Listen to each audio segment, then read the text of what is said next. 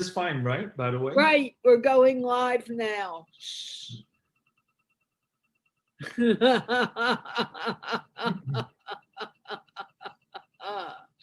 Good afternoon, good evening, good morning, wherever you are in the world watching this. This is Carla of Rehan Awawa's World of Connections. And I am here to talk to the famous author, Johnny Tan. I forgot the name of his book, but it was on the New York sellers list. He will tell us this. And he lives in Dallas, Texas. And we're going to find find out about him, his life, his work, his passions. And I want to remind you that this show, like all of my shows, is sponsored by the Institute of Peace, which is an online organization promoting peace, one conversation at a time. Johnny, can you introduce yourself and tell us, where were you born? Where are you now? Whatever you want to say. Well, thank you very much. I really appreciate the opportunity to share my story with you and your fans today. As a matter of fact, Carol, you're doing a fantastic job. I really like the theme of Institute of Peace. And in the end, that's what it's all about. We're here to really understand each other and learn from each other and have a sense of appreciation for everything that the world has to offer. So to get started, I guess, to tell a little bit about myself, like Carla had mentioned, my name is Johnny Tan. I'm originally from Malacca, Malaysia. I came to the United States when I was 18 years old to go to college at Louisiana State University. And my father died a year later during my sophomore year, and that sort of changed the trajectory of my life. And basically, I ended up living in the United States for about 15 years before I went home for the first time to visit my family. But during that course of time, obviously, I started working and had the opportunity to have my mom, my Malaysian mom, visited me 8 years later, so to speak. And during this time, over the course of years, I actually met 8 other wonderful women in the United States that became my surrogate moms. So my book that came out in 2009 was won 5 different awards and was a bestseller on Amazon in 3 different categories. The title of the book is From My Mama's Kitchen, Food for the Soul, Recipes for Living. It's about my relationship with my 9 wonderful moms, and it's about their motherly wisdom. Things that mom wants to tell us and we don't want to hear about it. How's that? That sounds great. You said you're 8 moms? 9 moms total. No, well, explain that to me. Okay. How can you have 9 moms? I was a problem child. Just kidding. I sort of believe that, but go on. I was adopted at birth in Malaysia by my Malaysian mom. So I've spent the first 18 years of my life with her. And then I had the opportunity to come to the United States to further my studies at Louisiana State University. And when I came to the United States, like I mentioned before, my father in Malaysia passed away a year later. So that sort of changed the trajectory of my life, basically, because everyone has this big dream about, hey, this is what you're going to do, and so forth. But with his death, it created a financial crisis just about overnight for my family, my mom, my sister, and myself. So that changes the dynamics of what I needed to do. And so I sort of like had to support myself and kind of in some ways became the breadwinner of the family in the sense that, needing to provide for my family back home in Malaysia. So to fast track that a little bit, so while I was here in the United States at 18, I obviously had through the concept of what you call it, host family and so forth, but that's provided by Louisiana State University. So I had a host family. So my Southern Belle mom is basically my first mom of the eighth mom.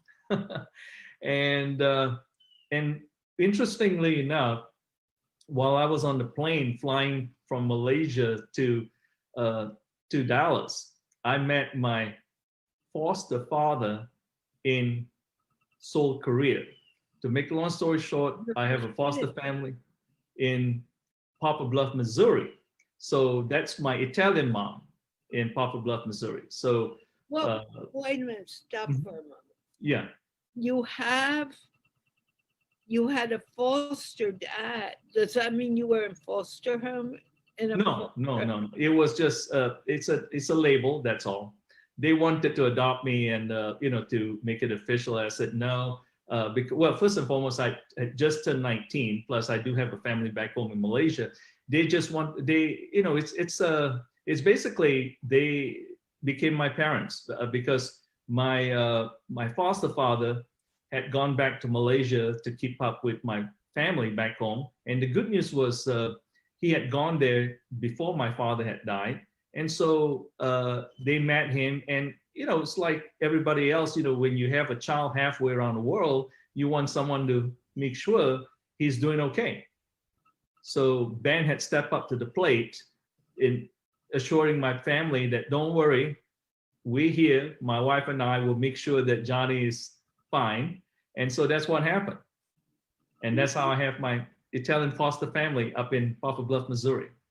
And then over the course of the years, he had gone back to visit my mom and my sister every time when he's on a business trip in Asia to kind of keep, let them know that everything is good and so forth and checking in with them. Wow. Now, where did your other moms come from? Okay, so when I was in college, that's who I have. And then I met my three other moms when I was working. So I met my Sanguine Savannah mom when I was on a business trip in Savannah, Georgia. And then I met my Texan Earthly mom because I ended up using her employment agency to staff my company. And then I met my spiritual progressive mom at another business meeting in Hammond, Louisiana. So that brought it up to 6. And I met my final 3 moms during my leisure time in the ballroom dancing community.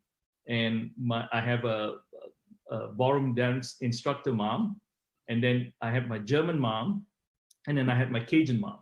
So all together, collectively, at different times in my life, I met all these wonderful ladies that were basically my surrogate moms, and they were my teachers, my coaches, my counselors, and helped me mold to be the person who I am today. And in the course of time, my Malaysian mom had met all of these wonderful ladies, and she was very thankful, to have someone there to look out for her, her son. Wow. I mean, that's quite a few moms. Yes. Are they all still living? And 3 of them still do. The other 6 have since passed on. So, but the good news was my Malaysian mom was able to meet each and every one of them at any different times whenever she came to the United States to visit. And so that was a wonderful connection from that perspective. wow. So did she come to visit for any length of time or? Yes, she did. Whenever she comes, she would stay with me for about 6 months. And what I'll do is that I'll take her around, rather than just basically doing the tourist thing, I will actually bring her with me on the day-to-day basis to let her experience my life. As you know, Carla, I mean, it's one thing to just go visit this, visit that. That's the tourist thing. But what we want to do is that it's to kind of, in my case, I wanted my mom to experience my life. So I take her to when I go work out, when I go to meetings, when I go to ballroom dancing, whatever activities I'm doing, I'm bringing her with me so that whenever we talk on the phone, and that it's human nature, we are visual. So she has sort of a pictorial image of where I'm at and the things that I'm doing. Is she still alive? Or? She passed away about 5 years ago in Malaysia. But the fortunate thing, I was there again, these are the things that I'm very thankful for, and collectively have given me all the things that I need to know to share and with others, so to speak. She, when she passed away, I was there in Malaysia, and that was a unique experience, being able to be there to comfort her when she took her last breath and so forth. So that was a tremendous spiritual experience for me, which I would never forget and treasure basically from that perspective. And I've been very fortunate because my sister had called me up on a Saturday and saying that, hey, you need to get back. Mom is in intensive care. I don't think she can make it tonight. And I told my sister, Lang, I could own a jet. I can't make it by tonight. Please tell Mom to hang on, and I'll be there as soon as I can. So it took me about 3 days later. By the time I got there, she was still, alive, and so we took her home from the ICU, and we were all there with her when she passed. So that was really wonderful from that perspective. What was it like when she passed? She was very, very comfortable. She wanted to pass on when she's at home in her room, and that happened. It was I was uniquely calm. It was very, very interesting because I was uniquely calm. Everybody else was my sister and relatives and so forth. They were crying, but I was stroking my mom's hair and kissing her on her head and telling her, you're home. It's okay to go ahead and leave. Everything is good. I'm here. And I, of course, acknowledged my presence at the hospital itself. She knew that, I was going to be there. She couldn't speak or anything like that. And she has a ventilator on and so forth. And so we brought that home. And once you take that off, basically, person slowly but surely drifted away. Wow. But it's a wonderful experience, though. What an amazing story. Now, do you have a family where you are now? You're in Dallas now. Yes, I'm Dallas. I'm on my own. Haven't met the right one yet. I do have the right city now, right? I had you in California, then I had you in Chicago, and now in Dallas. So how did you end up in Dallas? I moved to Dallas about, it's been about close to about 18 years ago. Prior to that, I was in Baton Rouge, Louisiana. Like I said, I was in college and then I started working. I was very successful at a very young age. At 33, I was a very young chief operating officer. I ran a company that had over 600 plus employees and so forth. And I've always enjoyed that. And these are the things that, Carla, if you think about it, when you look at your life, and if someone were to tell you right now, when you were born, these are the things that you're going to be doing, or the things that you have been doing or had done, that's part of your plan. When you were born, you were thinking, yeah, definitely, this is what I'm going to be. You're crazy. So the fact that we have lived our life, and when we look back and we realize that, oh my gosh, this is truly interesting, the things that we have gone through in our lives. And so same thing for me. I'm an experiential life coach and mentor. That's my profession. For entrepreneurs, executives, and anyone who is looking to transform themselves, to be in their genius zone, to experience that joy of living, and to really have an understanding about what life is all about, and enjoying every minute of it from that perspective. And so, having said that, when I look back in my life, I've always been in the teaching mode. I've always been in the coaching mode. I've been in leadership roles. So this is my natural innate talent, so to speak, and helping people to be in their genius zone. Okay.